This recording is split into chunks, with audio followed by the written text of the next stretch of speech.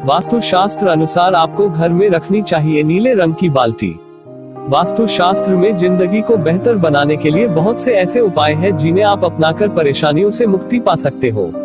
बहुत से लोगों का मानना है कि वास्तु शास्त्र सिर्फ दिशा पर ही काम करता है, लेकिन हम आपको बता दें कि घर में रखी चीजें भी वास्तु शास्त्र में बहुत महत्व रखती है।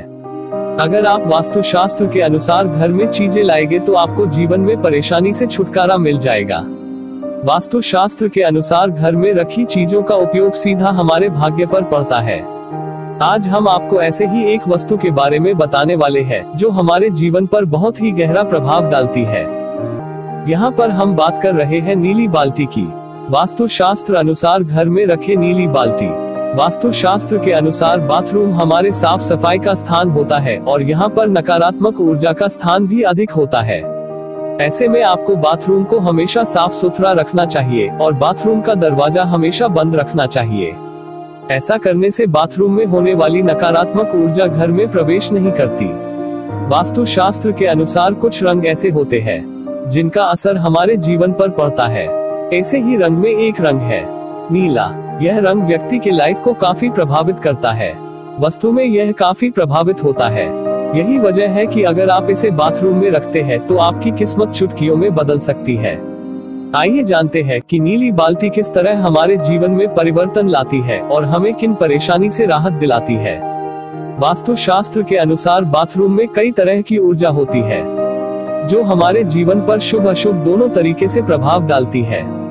बाथरूम में होने वाली अशुभ ऊर्जा को खत्म करने के लिए आपको बाथरूम में नीले कलर की बाल्टी रखनी चाहिए। ऐसा करने से घर में सुख शांति आती है। अगर आप चाहे तो आप अपने बाथरूम में नीले रंग की टाइल्स या फिर नीले रंग के पेट का भी इस्तेमाल कर सकते हैं। वास्तु शास्त्र के अनुसार बाथरूम में बाल्टी को कभी भी खाली नहीं छोड़ना चाहिए। बाल्टी को हमेशा पानी से भरी होनी चाहिए, चाहे वह फिर आधी भी क्यों ना हो, पानी जरूर होना चाहिए। ऐसा करने से घर में धन का आगमन बढ़ता है। वास्तु शास्त्र के अनुसार नीला रंग शनि और राहु से राहत दिलाता है। जो भी व्यक्ति राहु और शनि के पीड़ा से परेशान है तो उसे अपने जीवन में नीले रंग का अधिक से अधिक उपयोग करना चाहिए। इन लोगों को हमेशा अपने साथ नीले रंग का रुमाल रखना चाहिए। नीले रंग का रुमाल राहु की समस्या को दूर करता है।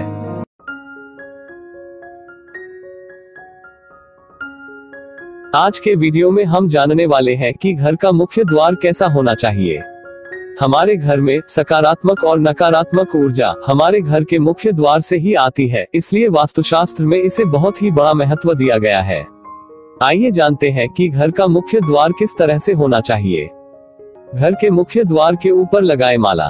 घर में सकारात्मक ऊर्जा का प्रवेश होने के लिए घर के मुख्य द्वार के ऊपर आप माला भी लगा सकते हैं। इस माला को पीपल, आम और अशोक के पत्तों से बनाकर घर के मुख्य दरवाजे के ऊपर बांधना चाहिए। ऐसा करने से वहां पर शुभ ऊर्जा घर के अंदर प्रवेश करती है। घर के प्रवेश द्वार पर मां लक्ष्मी या कुबेर भगवान की तस्वीर लगाना शुभ माना जाता है। ऐसा करने से आपके घर में धन की वृद्धि होती है। घर के मुख्य दरवाजे पर सिंदूर से मां लक्ष्मी के पैर के निशान भी बना सकते हैं। ऐसा करने से घर में धन, दौलत और समृद्धि का आगमन होता है। घर को नकारात्मक और बुरी एनर्जी से बचाने के लिए घर के मुख्य दरवाजे के दोनों तरफ आप शुभ लाभ लिख सकते हैं। ऐसा करने से आपके घर में सकारात्मक एनर्जी का प्रवेश होता है। हिंदू धर्म में स्वस्तिक को बहुत ही शुभ माना गया है। हर शुभ और मांगलिक कार्यों में स्वस्तिक का निशान बनाया जाता है। प्रवेश द्वार पर स्वस्तिक का निशान बनाने से घर में सौभाग्य और समृद्धि आती है। घर के मुख्य दरवाजे को घर के अन्य दरवाजे से बड़ा रखना चाहिए। यह दरवाजा दोनों तरफ खुलने वाला होना चाहिए। घर का दरवाजा खोलते समय यह बात ध्यान में रखना बहुत ही जरूरी होता है कि घर का दरवाजा खोलने पर उससे कोई भी आवाज नहीं आनी चाहिए। ऐसा होने से घर में नकारात्मक ऊर्जा प्रवेश करती है।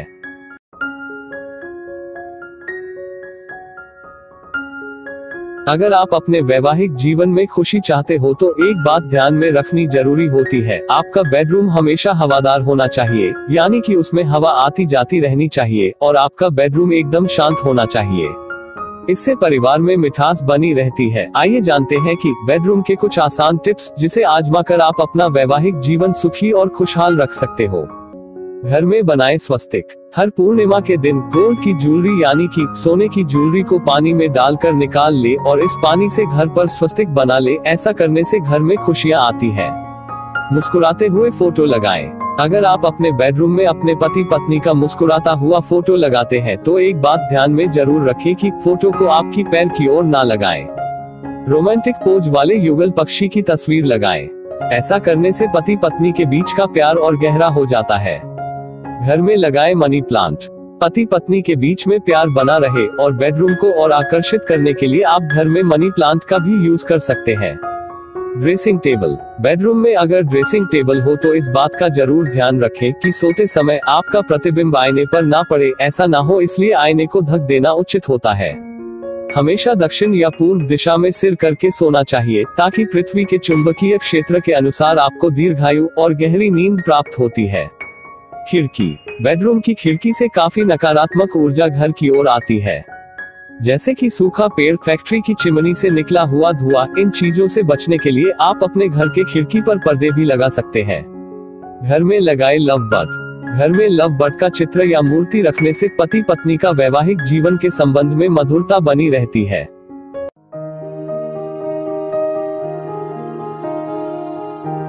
वास्तु के अनुसार कुछ बातें ध्यान में रखी जाए तो आप अपने बच्चों का स्टडी रूम और भी बेहतर बना सकते हैं, जिससे आपके बच्चे पढ़ाई में अव्वल आ सके। आइए जानते हैं उन कुछ बातों को जो आप हमेशा नजरअंदाज कर देते हैं। वास्तु शास्त्र के अनुसार आपको अपने बच्चों का स्टडी रूम हमेशा वास्तु के हिसाब से बनाना चाहिए। यदि अगर ऐसा ना हुआ तो बच्चे होशियार होने के बावजूद भी जीवन में पीछे रह जाते हैं। वास्तु शास्त्र के अनुसार आपको अपने बच्चों के स्टडी रूम में चौकोर टेबल का इस्तेमाल करना चाहिए। टेबल को स्टडी रूम में किस तरह से रखना चाहिए? टेबल को दक्षिण पश्चिम दरवाजे के तरफ ना लगाएं। टेबल को कभी भी दीवार या दरवाजे को चिपक कर नहीं रखना चाहिए। कभी भी लाइट के नीचे टेबल नहीं लगाना चाहिए, क्योंकि लाइट के नीचे आपकी बच्चों की छाया टेबल पर पढ़ाई करते समय किताबों पर पड़ती है, इसलिए आपके बच्चों के पढ़ाई पर इसका बुरा असर पड़ता है। कभी भी पढ़ाई नॉर्थ वेस्ट के साइड बैठकर नहीं करनी चाहिए। इससे मन एकाग्र नहीं होता और आपके मन में बुरे विचार आने शुरू हो जाते हैं। जहां भी आप पढ़ाई करते हो वहां पर शांति और सकारात्मक वातावरण होना चाहिए। इसके लिए आप धूप या अगरबत्ती का भी इस्तेमाल कर सकते हो। धूप और अगरबत्ती का सुगंध आपके मन को शांत कर देता है, जिससे आपको पढ़ाई करने में मदद मिलती है। स्टडी रूम में दीवारों का कलर हमेशा हल्के रंगों के होने चाहिए, जिससे पढ़ाई में बच्चों का फोकस रहता है। डार्क भड़कीले कलर बच्चों पर बुरा असर डालते हैं, इसीलिए आपको घर में कलर करते समय हमेशा हल्के रंगों का इस्तेमाल करना चाहिए। टेबल पर हमेशा सफेद रंग की चादर या वस्त्र होने चाहिए, जिससे आप पढ़ाई में फोकस रहते हैं। स्टडी रूम में हमेशा साफ सुथरा होना चाहिए, जिससे सकारात्मक ऊर्जा का संचार हो सके।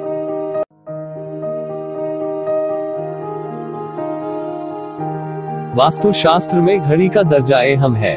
आपको अपने घर में घड़ी को किस तरह से रखना चाहिए?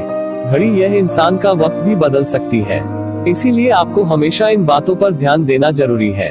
वास्तु के अनुसार घड़ी व्यक्ति का वक्त बदल सकती है। घड़ी व्यक्ति के समय को अच्छा और बिगाड़ भी सकती है। वास्तु के कुछ सरल उपायों को ध्यान से व्यक्ति अपने बुरे समय को अच्छे दिनों में बदल सकता है। वास्तु के अनुसार किस दिशा में लगाए घड़ी? वास्तु के अनुसार घर की दक्षिण दिशा में घड़ी लगाना अशुभ माना जाता है। इस दिशा में घड़ी लगाने से घर के सदस्यों पर इसका बुरा प्रभाव पड़ता है। आपको जीवन में संघर्ष करना पड़ता है। इस दिशा में घड़ी लगाने से आपके जीवन में सफलता नहीं मिलती। इस दिशा में घड़ी होने से परिवार के मुखिया के स्वास्थ्य पर बुरा असर पड़ता है। कभी भी दरवाजे पर घड़ी नहीं लगानी चाहिए। दरवाजे पर घड़ी लगाने से घर में आने जाने वालों पर नकारात्मक ऊर्जा का प्रभाव पड़ता है। घर में कभी भी घड़ी को बंद नहीं रखना चाहिए। इससे घर में नकारात्मक ऊर्जा में वृद्धि होती है, जीवन में परेशानियां आती है। ऐसी घड़ी जीवन में प्रगति के बीच रुकावट का कारण भी बन सकती है। घर में बंद घड़ी को भी बंद करके नहीं रखना चाहिए।